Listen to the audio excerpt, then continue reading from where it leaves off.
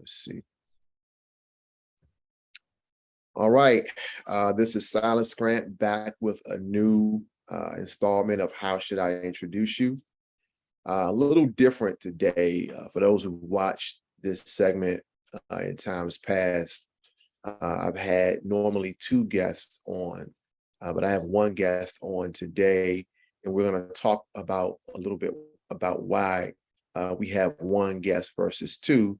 But I've been joined by a friend of mine, Anthony Moore, who I've known for quite some time. And we've had a lot of discussions offline. And there was one particular discussion that we had briefly offline that I wanted to bring online today. But before we get started, I just want to read to you all a little bit about Anthony so you can know who we have on with us today. Anthony Moore was born in Houston, Texas, which I did not know until I read the bio, to Diane Sims Moore and Robert L. Moore. He relocated to DC in 1978, attended DC public schools from pre-K at Brent Elementary up to Hardy Junior High School, and then on to McKinley Tech, where he graduated from high school. He furthered his education at the University of the District of Columbia. He's also an AmeriCorps alumni. He's worked with many nonprofits, including the Columbia Heights Youth Club, Friendship House, UPO, and the Columbia Heights Community Development Corporation. He's now the development manager on the real estate team. He's a proven, results-oriented, and community outreach professional with over 20 years of experience in DC government, human services, including social services, education, and community development, and policy development roles in public safety. Prior to joining the Deputy Mayor's Office for Planning and Economic Development, Anthony served as a community outreach specialist for the Executive Office of the Mayor's Office of Talents and Appointments, also known as MOTA. During his 2-year-plus tenure in this role, Anthony was responsible for ensuring the implementation of the mayor's initiatives to engage, empower, and improve the quality of life of district residents. Anthony will be working with Latrina Owens on the St. Elizabeth Project. Anthony, welcome to How Should I Introduce You? Oh, thank you, Silas. Thank you for having me, and it's just a pleasure to be on this prestigious show. If you want to call it a show, hopefully it will become one, if not one already. I just thank you for the invite, and I thank you for always having a conversation, a meaningful conversation with me every time we bump into each other. Yeah. It's funny you mentioned bumping into each other. A lot of times, a lot of the interactions that we all have, I think far too often are by chance, and we're not having enough intentional conversations, right. Which is why that's what prompted me to do this concept of introducing people. I felt like it was important for people to know each other that don't currently know each other, that could have a value in knowing each other. And so, you and I always bump into each other, always have great discussions. And then we had one discussion recently, which prompted me to want to do this in an official capacity. Your dad and my dad are both very meaningful figures in our lives, right? Your dad passed away. My dad passed away about a year ago. I'm not sure how long ago was your dad? 2014. 2014. Yeah, July of 2014. So 8 years. He's been gone for 8 years. My dad's been gone for a year.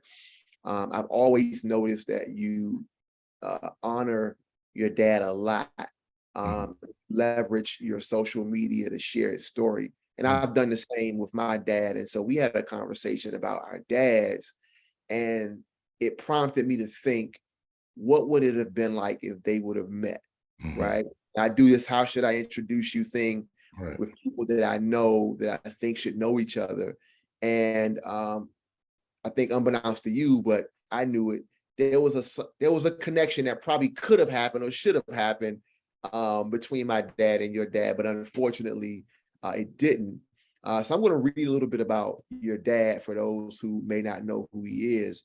Robert Leon Moore, again, who passed away 8 years ago in July of 2014, was born in July of 1939. My dad was born in November of 39. So again, wow. same, right? Right.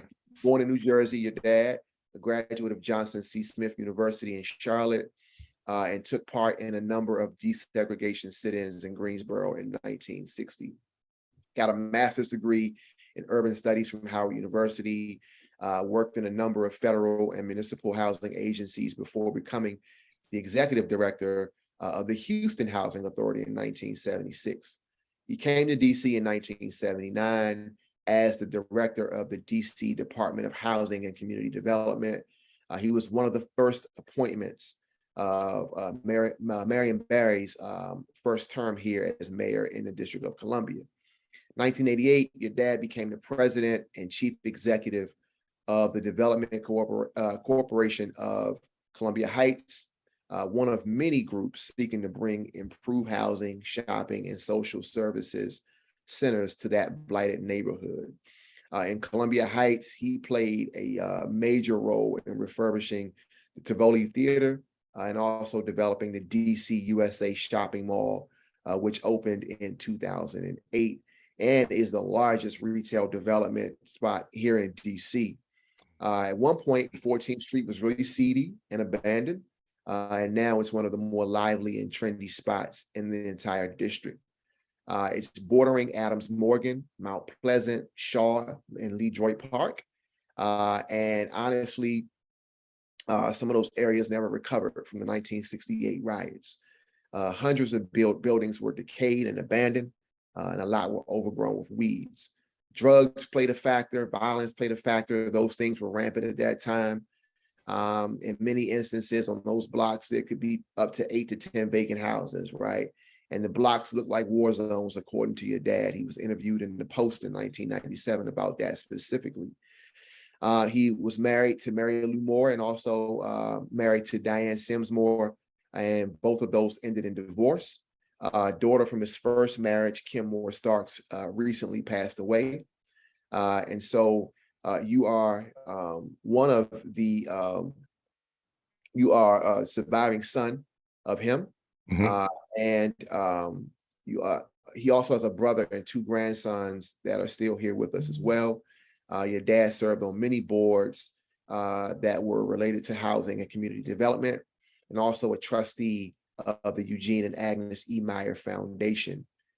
After his death, there was a council measure that was introduced and passed that honored his name on the 1400 block of Girard Street Northwest. So your dad did a lot, right? I've often seen you post stories about him, but I never had a chance to see or read the entire biography, and I'm really, really impressed with the things that he's done, and I understand why, or at least a part of why, you pay homage to him as much as you do. But talk a little bit about your father's legacy from your perspective, what you saw on the inside, living with him and being his son, but also what you saw out in the community with the impact that he had. Thank you. His legacy definitely is the footsteps of a giant. To know that a African-American male born fatherless, he has a brother who recently passed away. I had to make some corrections to their bio. A single parent mom, was reared by his grandmother and mother, Camden, New Jersey. Got fascinated by Martin Luther King, became an alpha. My grandmother once said that when he would go to some of the marches across the country as a 17-year-old, 18-year-old young man, that you following that young guy? Because of course, a lot of the parents who were born in like the 1920s and 1900s, early 1900s, didn't have the education like my grandmother didn't have. I don't think she went no further than elementary. Never got a chance to see my father and his brother go off to school. Had to go to work at 4 o'clock in the morning throughout their whole childhood, all the way up to they went to graduated from high school. So to know that if anyone ever experienced Camden, New Jersey, to know that he came out of Camden and went to John C. Smith And one story that he always told was that when my grandmother sent him to John C. Smith, she never, knew how to, or didn't know how to enroll a child into college. So she didn't go with him. She sent him on a bus to school. He didn't have enough money to enroll. And so he didn't want to go back home with his mother and his grandmother. So he knocked on the door of the president of John C. Smith at that time, who lived on the campus, and asked, I don't want to go home. I want to stay in school, but I don't have enough money. The president invites him in for dinner with their family. He sits down, have a conversation with my dad. And after the conversation, he told my dad, you can stay. And so the determination, and I think he was a visionary back then. He envisioned what he wanted to do with his life, was to serve, be a servant to people. So his legacy starts in Camden, New Jersey, from the determination of becoming someone that he didn't get a chance to see a blueprint of on a daily basis that he grew up with. Again, in DC, I can remember us, having the mayor over for, birthday parties, the late, great Mr. Ted Higgins, who developed Fort Lincoln, going to their houses and swimming with his kids, meeting all kind of people. Since we left Houston, we lived in a development where Felicia Rashad and Debbie Allen, father and mother, lived on the back end. And then Tex Harrison, who was one of the coaches of the Harlem Globetrotters, lived on the front end. So when we moved to DC, when the Globetrotters used to come, we were always able to get backstage, and I could meet the Globetrotters and all these different people in different avenues. He knew. And so the legacy was like, damn, my dad is like almost famous. And in certain aspects, not as a celebrity, but just as knowing people and having that comfort for people to walk up to him and say hello, and thanking him for whatever reason he served them in a capacity to for them to have a quality of life in the District of Columbia. Going back to 1990, he took me to the corner of 14th and Kenyon Street, and stood on the corner and asked me, excuse me, I was 16 years old. He said, do you see it? And I was like, do I see what? You don't see what 14th Street can be. And he started pointing out these vacant lots and these buildings. He was like, this could be this here, and this could be it. And I looked at him like, man, we got to be, because at this time, 14th Street was not busy with vehicle traffic. You didn't have that many people even walking down 14th Street because there wasn't anything to attract the foot traffic there. Most of the foot traffic is probably the small unit block of 14th and Park Road, but going down 14th and Kenyon, or 14th and Urban all the way down to Florida Avenue. 14th and Florida Avenue was still a lot of destruction from the 1968 riots. And so to circle back from him becoming an alpha for Martin, because of Martin Luther King, to go into protests and sit-ins as a young guy, and now in his later stage of his life, determined to reconstruct the damage that was done to the assassination of Martin Luther King, was a full circle for him, outside of all the accolades that he had in between, becoming the first African-American housing director. Houston, Texas, out of Camden, New Jersey, was a feat of itself. And him coming to DC to become the first housing director of Washington, DC, was a feat. So the legacy is definitely something I'm reminded of throughout the city. I think he will always point at things and say that he helped develop this, or he sat on this board, whether it's Kenilworth Parkside with Miss Kimmy Gray, to again, Mr. Ted Higgins, to the Verizon Center, to Columbia Heights, Arthur Capers and Greenleaf, all those places. I have fond memories of my dad. So the legacy is definitely reminded reminds me of him every day when I walk through the city. Sure. That's what you just stated is powerful. What it made me think about, and there are a couple of things I want to pull out of what you just stated. The first thing, you said your dad was really inspired by Dr. King, followed him around, mimicked him. And the thing that's interesting is that the older people in your dad's life thought he was, I don't want to say, it felt like how you described it. They thought he was crazy for following this young minister around, right? It makes me think about two things. One, how your dad and my dad probably felt about who was inspiring us. Mm-hmm. And now the kids that are coming along, who are they inspired by, right? I can imagine 1992, 1990, you're standing out on 14th and Kenyon, and you may have had a Walkman and you might have been listening to Tupac, right? Right. And your dad is trying to figure out why are you liking this Tupac guy, right? Right. And now for us, we engage with these kids and they might like, an artist like Boosie or Lil Baby, or right. So the shift has gone from a minister, civil rights guy to a musical artist or an athlete that might be driving somebody to mimic them. So just curious, like your thoughts about that transition, how somebody that we hold in high regard, MLK, his folks that were above him thought that that was a little kooky, right? But it ended up being something that was really powerful.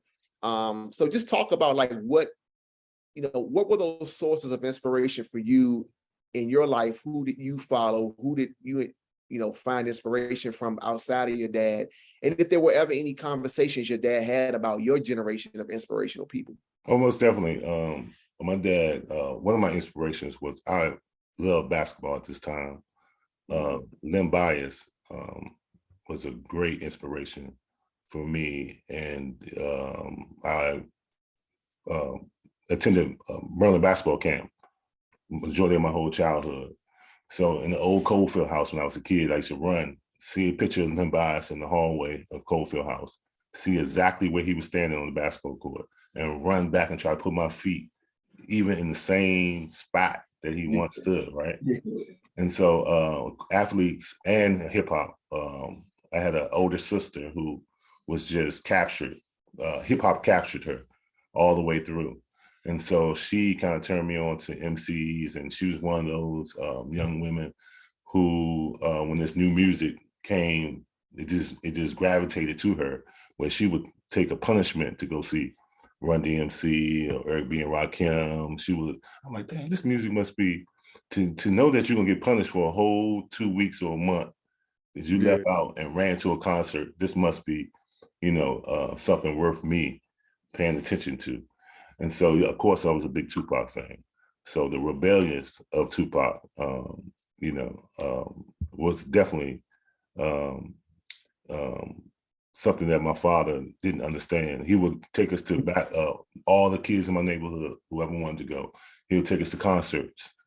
And, back then, them concerts, Eazy-E, NWA, LL, Kool Moe Dee, at the Capitol Center at this time. He would just sit back and look and like, man, what is this? Seeing the reaction of young people was probably mind-boggling for him, because, again, he was captured by this young preacher who was able to touch that young generation of that time, to where people who were older were saying, why are you following someone that young? My grandmother say, he's gonna get you killed. Things of that nature, frightened that in her time, she didn't see African-American men stand up to racism and stand up to discrimination at that time. So even in the North. Right, even in the North. Then eventually she moved from New Jersey to a place called Abbeville, Georgia. So right outside of Macon. So she was definitely come from the background of having cleaned for a white family in the morning. So her mind didn't see how could, a young Black man do those kind of things throughout the country and speak against certain things. But I definitely think that my dad was smitten by the lyrics in 1990 NWA. If I could, I don't want to say the name of the album, For Life. If you know that album that came out in 1990. And so definitely that was the Boosie, the Little Baby of our time. Right. Music to again, like his mom, but to him, to him, probably was like, man, I really have to probably spend more time with my son. So he actually listened to it? Oh yeah, he was definitely wouldn't mind me putting it. Hey, you want to put your tape in the car? And I had several friends whose parents back then, believe it or not, would do that. I had a couple of friends whose parents would just drive and act like they don't hear anything and just, this new music, that we liked, and we begging for Word Up magazines in the grocery store, and the early birth of the Source magazine. We have all these things, or asking them to purchase these things for us, so they knew that it was something that we definitely enjoyed. Yeah. The other thing you mentioned when you talked about his legacy that stood out for me, you talked about the full circle. I had not thought about this, but here's a guy who grew up admiring, mimicking, and following Dr. King around the country. And Dr. King is killed. As a result, the people that Dr. King was trying to save and edify and equip with the inspiration and resources, those same people burned down the places where they lived. And then here comes your dad that says, I'm going to revitalize this community and do it in the spirit of MLK. Yeah, right. I never thought about that in that sort of, with that lens, right? But that's a really powerful thing to think about, that I'm going to come on the back end and clean this back up. And now when you go to 14th Street, DC, USA, it looks like what Dr. King wanted the world to look like. We're little black boys and little black girls and all those sort of like cliche snippets of the speeches that we know Dr. King to have spoken. That looks more like America than any other place in this city. So right. To be melting pot. Yeah, it's a true melting pot, not just color, but the socioeconomic levels, the opportunities, all of that. So I know that has to make you proud, and I know that your dad is in heaven looking down like, man, this is what it had to be. Right. It's so crazy because last night at Cadosa Senior High School in Columbia Heights, basically on the hill of 13th and Clifton Street, is where my dad in 1992 started the strategic planning conference. And so he would have the community come out, Columbia Heights or all of Ward 1, come out and ask, what do you want to see in your community? He had these breakout sessions with leadership components, job readiness components, and had surveys like from 92 to 95 on what would you want to see in Columbia Heights. Again, because Columbia Heights had just received their first subway station. Well, it was starting to be constructed at that time. And he knew that was going to be a catalyst of people, more people moving to Columbia Heights.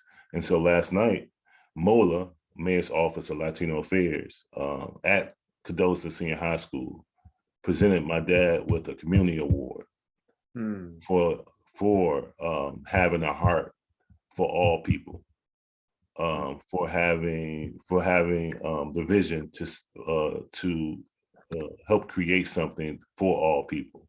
And it was recognized by Mayor Bowser, Director Reyes, and Mr. Eduardo, of all this hard work. And to receive that award last night at Cadosa Senior High School, again, when I was a kid, on Saturday, and he had it on Saturday and Sunday, served breakfast, lunch, and a light dinner, to have the community come out and have input on what do you see now in Columbia Heights. It wasn't just like a developer came in or CDC. made all these decisions, and it was a whole community effort, along with Mr. Leroy Hubbard.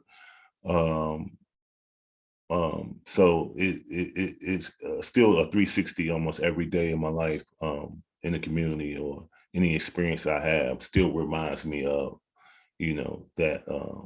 that commitment to the community, especially Columbia Heights.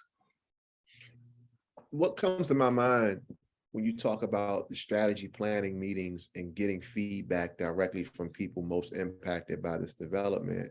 It's one thing to have an education and to have the credentials on paper and to have the vision in your mind. It's another thing to get people to buy in, right? Right. Especially people who come from impoverished neighborhoods where they don't believe government officials.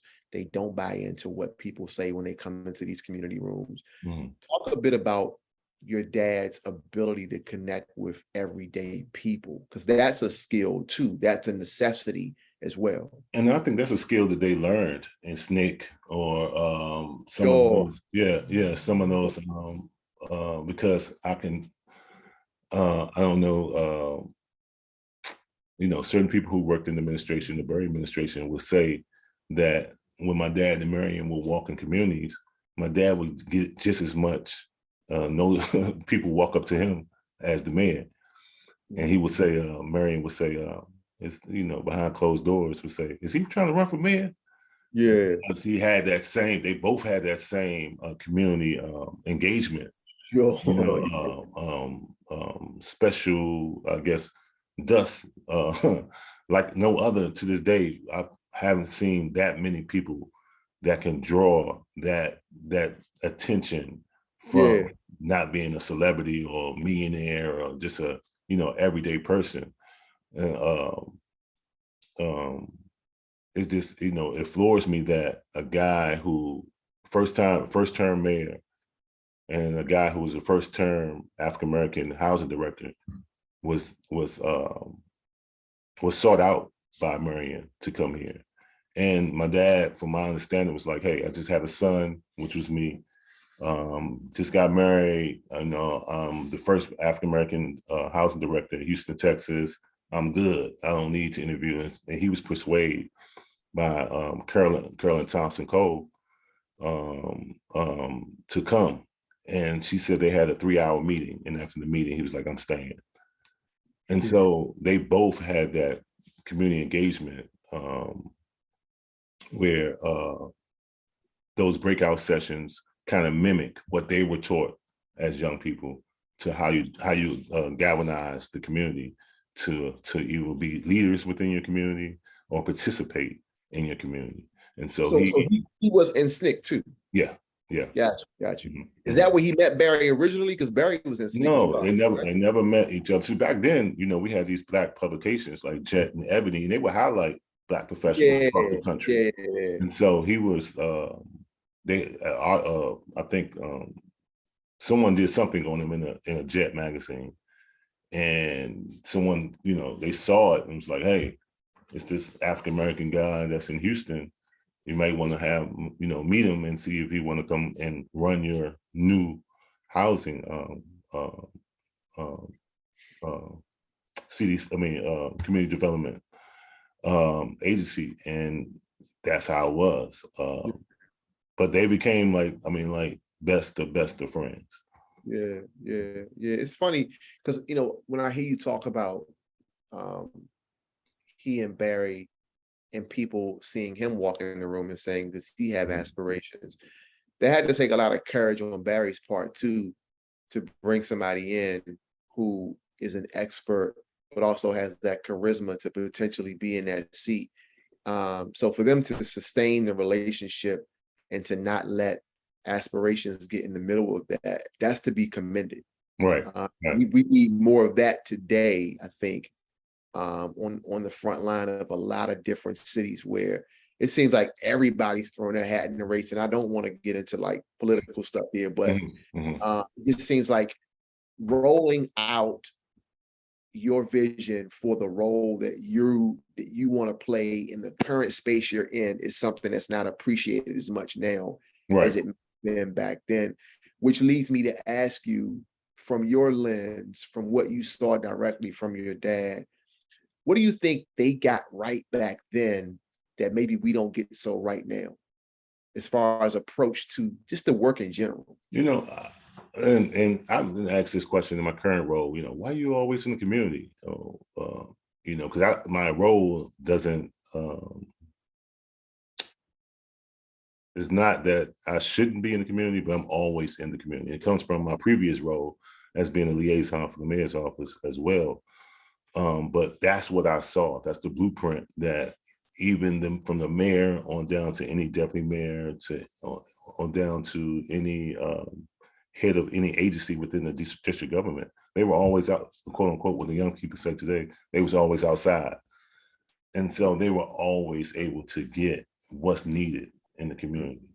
And I think that if a lot of agency heads or CDCs, nonprofits, if your director or if your DMs are not outside, then you don't know what's going on outside. You can't keep a pulse on the temperature or the heartbeat of the community. And I think that's one thing that for people who had interactions with Marion, he always gave you 5 to 10 minutes. And he always understood, what was your plight and what did you need. And so it was a whole, not just a temperature of that particular ward, it was a temperature of the whole city. They were able to articulate, problem solve. And one thing my dad used to always say, if you identify the problem, you need to find a solution. Good. And so a strategic planning was a part of a 10-year plan to see how can the CDC play a bigger part in providing what was destroyed or affected by the 1968 riots. But to stay outside, to always keep engaging with the community from all walks of life is very important. Sure. Yeah, that's a very, very good point. And I think the thing I think about, as you mentioned, Barry, and his giving of that 5 to 10 minutes, I see it myself in my own life. I often wonder, do I have the 5 or 10 minutes every time? But obviously, like he gave that time, and there was value that came out of that. I shared with you offline, but I wanted to share it officially on here as well.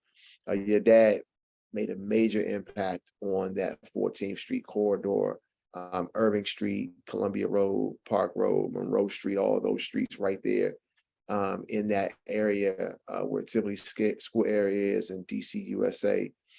And so there's a little connection between our two families as a result of that those intersections. And it was unbeknownst to us growing up, but my dad was a DC government employee, but also, like a number of Black men in this area, he also had a hauling service. So he had 2 trucks, a hauler and a packer. And the hauler is like that conventional sort of truck with the, the square frame around it. Just you dump in, right? Right. And the packer is kind of what you see from the city dump trucks, where you hit the lever and it smashes down the debris that's put inside of this. So he had 2 trucks. A lot of Black men at that time had independent hauling services. They would take what they've hauled and go to Lorton, right next to the prison facility, and dump down there. I tell people, as a boy, I was 7, 8 years old, and we would go from picking up trash and going down to Lorton, and the piles were as high as like apartment buildings. I mean, they had a bunch of cranes maneuvering the trash around these landfills. And so that was a very long time ago, before we got really serious about the environment. And the environmental fees that came along with hauling priced out a lot of independent Black operators, like my dad. He ended up selling his trucks maybe like 1990. But to go back to 14th Street, I spent a lot of time between the ages of 6 and maybe like 9, 10 years old in that area that your dad redeveloped. My dad had clients that owned liquor stores, grocery stores, convenience stores, other sort of shopping destinations And so between Columbia Heights and Adams Morgan, I spent most of my Saturday mornings with him up there, riding in the truck, helping him, take away the debris from the stores that he had relationships with. And it makes me think about the Black business people, whether it be independent contractors or people that were really trying to grow with a number of employees that were in that area and are still in that area doing work that have, benefited from the redevelopment, right? Mhm. I remember when it got redeveloped, and my dad, his eyes were like as big as basketballs, right? Just seeing how different it was from when he had picked up trash in that area. And so I just thought about the fact that, your dad having that vision for that block was so important. And I can imagine there's so many people, but specifically Black people, that benefited from that. So talk a bit about the people who were able to, stay in that area, find residences, find business space, the people who just benefited from what your dad's vision was. Well, I can even in the 1990s, they still had a large number of Black-owned businesses. Cooper Hardware. You had Black notaries in that area who, ran small businesses outside their homes. You had Miss Gail Oliver. She had a flower shop and a deli right next to each other in the Kelsey building. Again, you still had that space between Park Road and Irving Street where it wasn't nothing there but a laundromat. Kelsey Church, Samuel Kelsey Church. Oh yeah. And the back end, which was Stokely Carmichael, were meeting people at the riots in the attic of that church. And Park Road was the original home for J.W. Marriott. First soda and sandwich shop was on 14th and Park Road. Sure, And so, sure. as you said, you and your dad's business, had a lot of business in Columbia Heights. You were at a young age, like I was, walking on history, and we probably didn't know how much history within that corridor. We were just looking at, man, these buildings, either condemned or they have valuable businesses and valuable entities that provide services to that community. But I want to ask you one question. With the entrepreneurship spirit of your dad, how much of that is installed into you today? It's funny, right? I always said, so my sisters are 9 and 10 years older than me, respectively. They're 13 months apart, and then I came along about 9 years later. But I always said if I were their age, I probably would have wanted to keep the trash company going. I've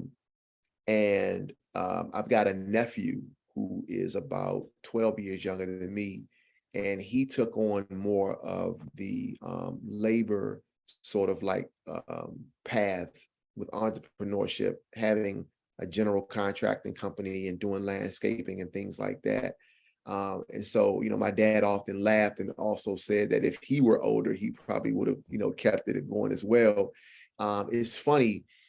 So, for me, I've worked in conventional jobs for quite some time, but I have dibbed and dabbed a bit in my own sort of space. And the inspiration that I've had when those moments have been tough has been looking at his example of how he balanced working. He would go to work. So he worked at DC Water. At the time, it was the Water and Sewer Authority. And even before that, it was WASUA. I think it was the Water and Sewer Utility. I forgot what the last A stood for. But anyway, it was WASUA. And so he worked there for close to 40 years. And during the period where he had the trash truck, he would work a shift, then get straight off of that shift, pick up the truck, and go do his hauling.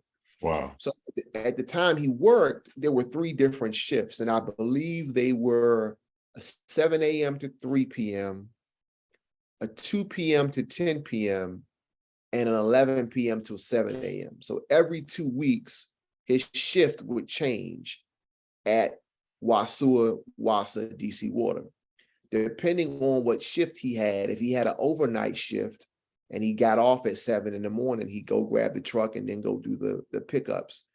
If he had a 7 to 3 in the daytime, he would go early in the morning, like 4 in the morning sometimes, and do it, and then go to work, or get it at 3 and do it before it gets dark in the evening. If he had a 3 to 10 shift in the afternoon, he would do it during the morning and then go to work. And so he did that, Anthony, for probably greater part of 30 years. Wow. And he worked extremely hard on that. And the one thing that comes to mind quite often is us as Black people. You know, I look at you and I say our dads made sacrifices so that we have a clear path, or a clearer path to success.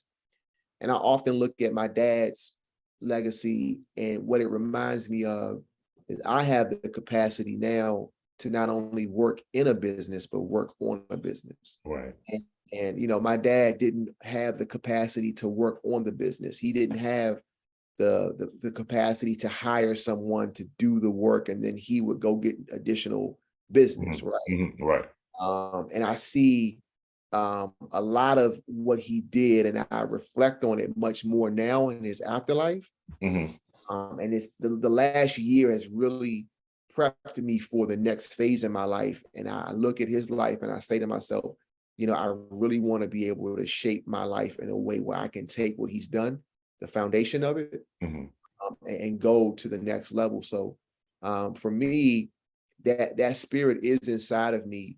And I know that his determination, his tenacity, his commitment, those things were embedded in me through his example, but also him verbally, you know, instilling those things in me. And so whenever I have moments where it's tough, I compare what I go through to what he went through, and there really is no comparison. And quite honestly, there's no excuse. So that's what I think about a lot when it comes to that spirit being transferred from him to me.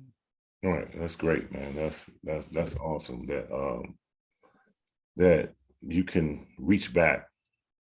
And same as, you know, I'm pretty sure I miss my dad like every daily, if not hourly, you know, every minute.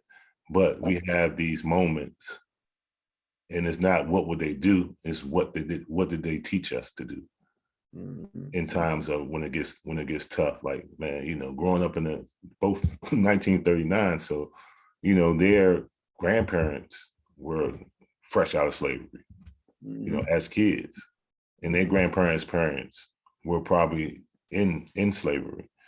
And so for them to have the foresight and not have one of the important things I always think about is a blueprint. You know, even with the Berry administration being one of the only Black mayors, what blueprint did he have? You know, what blueprint did he say, okay, this is mayor did this 10 years ago in the United States, somewhere in the United States of America, where they ran a big city. You know, we are fortunate, myself and you, that we have a blueprint, you know, and that gives us more of a head start on our fathers because they gave us the blueprint, or we saw the blueprint, or we participated in the blueprint, right? And so, you know, just hearing you, you know, recount some of your experiences with your dad, and hearing that the foresight of or determination of feeding your family to get off of a job and then go into another job and purchasing trucks and purchasing packets and developing relationships with small businesses that probably were struggling at that time because the city was changing. It was in the transition. And so it just, you know, gives me goosebumps to know that we kind of, you know, had that same blueprint. And I used to say, you know, I'm pretty sure, I don't know if you said this, like, Dad, I don't know why my dad don't buy more trucks. I don't know why he don't have a staff. Same thing when my dad, you know, was running agencies and then started the CDC, Development Corporation of Columbia Heights, in a small lease space office right next to CC Liquor on 14th in Kenya. And I was like, man, you in a small office and you talk about vision, you know, it doesn't compute. And I'm pretty sure you probably said, man, you work a whole day of a job at some point in your life, and then you're going off and doing another. Don't you want to go home and relax and chill and spend time with, with us and all, but not knowing, as adults, what they had to, their responsibilities were, not only to themselves, but to their families. Yeah, I think about that. But then I also, what it does though, it makes, when I think about the why didn't you do more sort of question of him, it makes me do an audit of myself. Okay. Why aren't you currently doing more? Mm-hmm. Are there going to be points where you look back and say, I could have done more? Right. I've had conversations with my father where he's told me things that he wished he would have done. Right. Yeah. There was property he had a chance to buy that he didn't buy. Mm-hmm. He's thought about other things that he, could have done or should have done. And it wasn't a deep regret, but it was just Right. in conversation, he would say, hey, I probably could have done that if I had put more focus to it. Mm-hmm. And so, the one thing that my dad's death did for me, he had dementia, so it was a slow sort of process. Mm-hmm. But you getting yourself geared up for it, and you realize when it's over, it's over. Right. Like it's over. I remember he was in a nursing home, and his room was at the end of a floor. So every time we went to go visit him, you had to walk down this long hall, and you see doors open, and you looking to the left and to the right, and you're seeing people in a variety of conditions, and you're saying to yourself, or at least I'm saying to myself, like, this is a possibility of how things end, and you don't get a second chance once you get to that point. Right. And so the last year has been a year of deep reflection, and really a sense of urgency, not in a negative way, but just a positive urgency. Like, man, pick the ball up, do things that you can do right now in the moment, and then prepare for the things that you're going to have to face later on.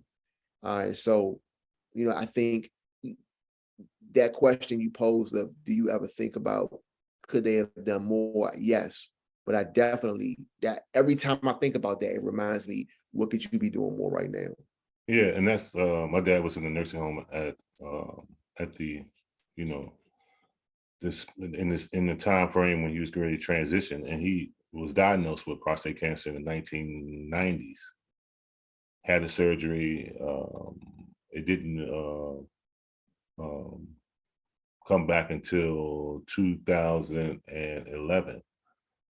And at this time, my mom was diagnosed with breast cancer in 2011.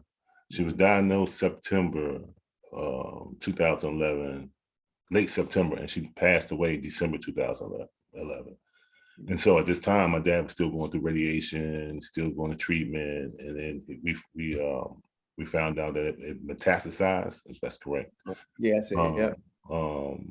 And so me seeing that, he had sundowning, so his dementia would come in the evening. It's called my dad. sundowning. Yeah. And so he would cut up. I mean, like when that's down here in the hospital, man, he get me out of here. I'm gonna call this person. I'm gonna call this. But nurses saying, your dad must know a lot of people, because he always he gonna call all these big wigs, and I know the owner of the hospital. I know the president of the hospital. Get me out of here. But I used to catch and the reason why I asked, because I used to catch my dad just staring, and I would think like, and I could see it was a reflection, a reflection stare. And I'm like, man, what is he thinking about? What is it? Is he reflecting from his childhood, or some of the things, like you said, wasn't? I don't think he thought of anything he messed out, because the conversation came from how many people did I help reach their goals and their dreams. He was so ecstatic to see the Jackson family that has the IHOP on in the Southeast have the first IHOP in the whole Northwest side of town in Columbia Heights, and to see them and the father and the two sons to help them obtain that, and some of those things I think supplemented some of the I should have done this, or I should have purchased this, because as we know, a CDC is a nonprofit. So I'm like, man, you know all these, all these good, you have all these good relationships, and why don't we have a for-profit business? But again, people that have interacted with him say you sound like him, you walk like him, it's crazy that you're in the same kind of area of expertise that he was in. Down the line, that they, give me that reassurance that, I'm doing the right thing, and I do have an urgency, like you say, you see these strong men from our childhood to get to that point. It definitely thinks, make us aware of what short time that we had on this earth, and if our legacy will be just as close, as your dad's or as our fathers. Do you one of the biggest things that I was thinking about in preparation for this, when you see your dad's contemporaries, right, his counterparts, his partners, people that are in that space, those that are still alive, Mm-hmm. feel that pressure to be, little Robert? Like, does it ever feel like, people look at your path and say, man, you should be doing this, or, like, does that ever come about? Like, and how do you handle that? Because I mean, he was a prominent figure, right? And it's hard for people to be raised by people like that, because your vision is going to be different because you're a different person despite being his child. Right. In certain groups, because of, the work that I do and the agency that I'm in, I often come across a lot of people that knew him. Mm-hmm. And so they're more or less, just glad to see, me in almost in the same, same arena, on a lower playing field that he was in. And the pressure I probably put more on myself,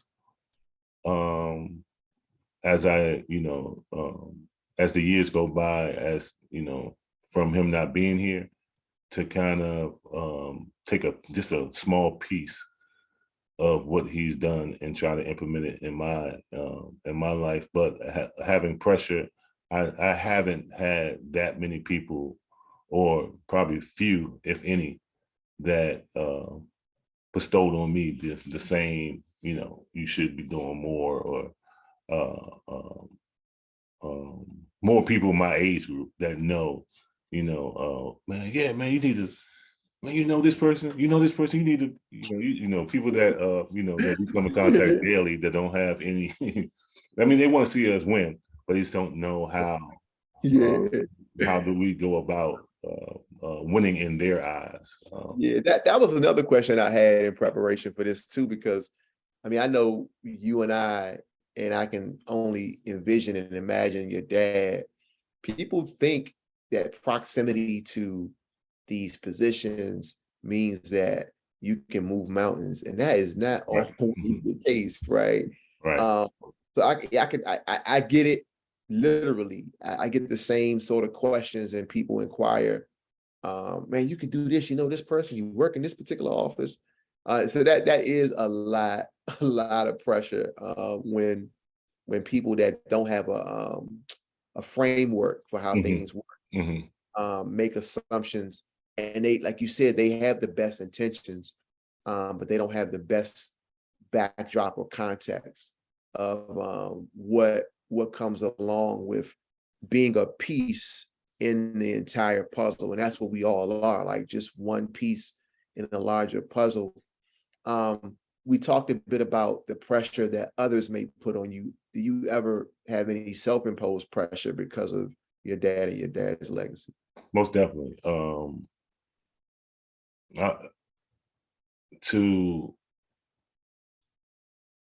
For a man who didn't have a father, and me, I have a 18-year-old son who recently graduated from Wilson Senior High School.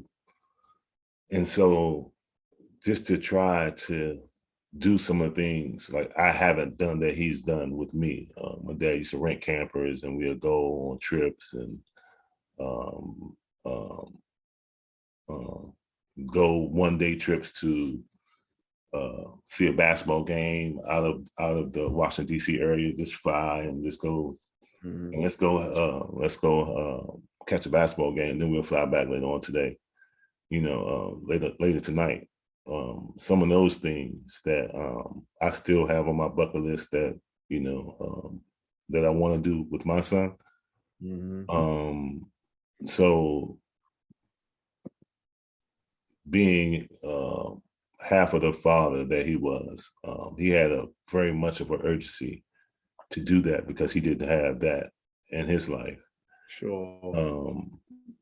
And growing up with a grandma and a mother at that time was a way strict environment. They didn't have room to do a lot of lollygagging.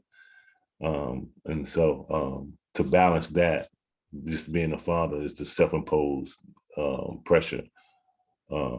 Half of what my dad did with me or provided me with the experience, dragging me along to certain meetings and introducing me to people. I think back then, I don't know what DC government or our parents back then, people knew us, what school we went to and what we did in school. Then before we even got a chance to meet, yeah, I know about you. You got in trouble last week.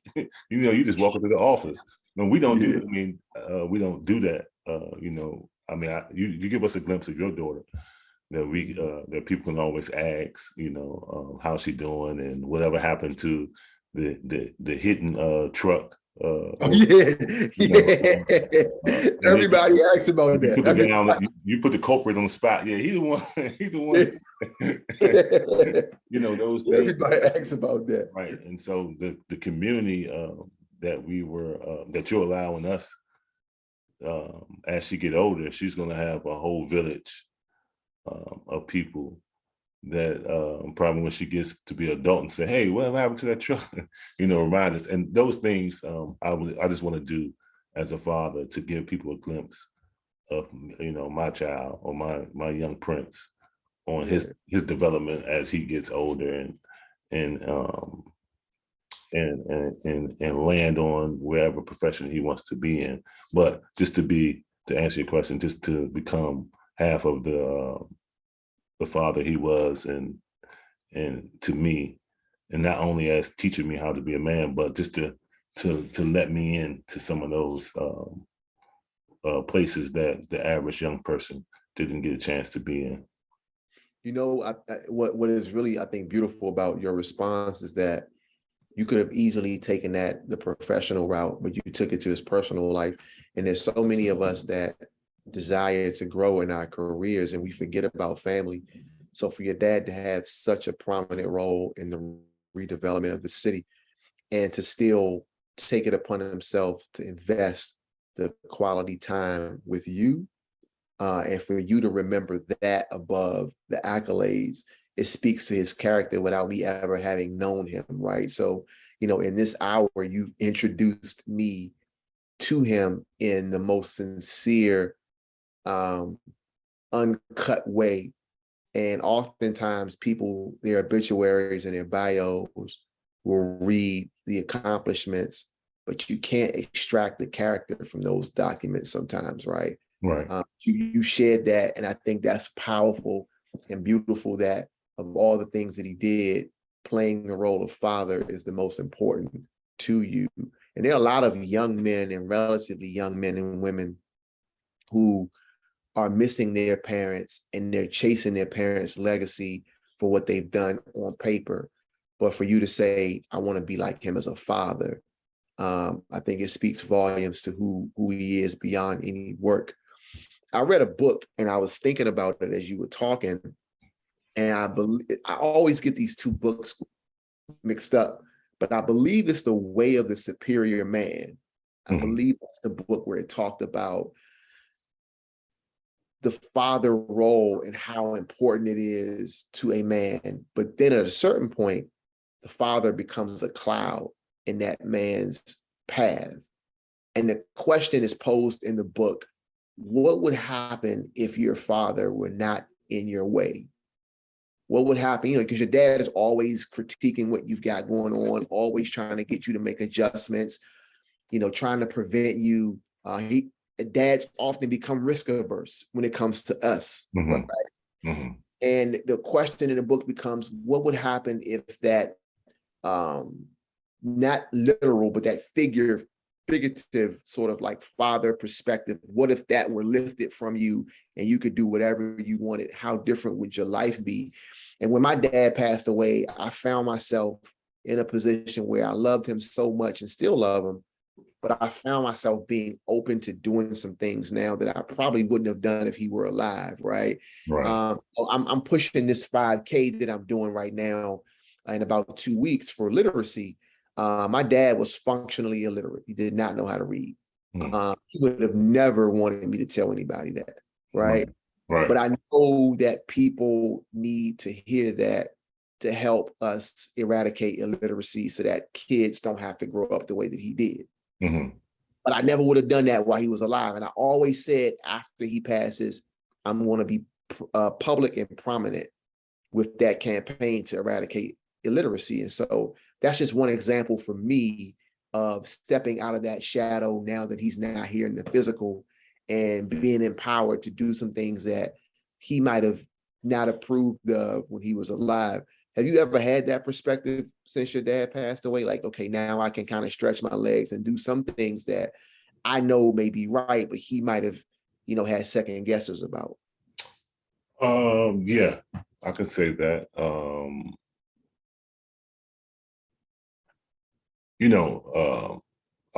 always accessible. I'm always in the neighborhood. As I see you, traveling in the neighborhood. I can't really pinpoint. I can say this for those who do know my dad's history. At some point, I think I said this at the funeral or I said it. I think I might have said it at the funeral that I seen my dad go from sugar to shit. He had a substance abuse problem at a certain point within his life. And I can remember as a child, as a young person, he would take me to his meetings. And, every month, if you did 30 days clean, they would do a celebration, 60 days clean, you do a celebration. So I was involved with every milestone of his sobriety. And then to see, again, from him being the housing directors and these prominent roles to a small lease office space next to CC Liquor, and then all these things that I was accustomed to as a child, being stripped away, and then you're in this small office, and then you bring me outside and say, "Do you see it?" I'm like, my mind as a child was like, "Oh, we were the closest thing to the Cosbys, if you want to have my mom and my dad, and the way we lived, till you in this small office space, and then you bring me outside and ask me as a child, can I see this vision? And then see this vision come into to come true. Was a very much back on a horse type of feeling that I had. So for you to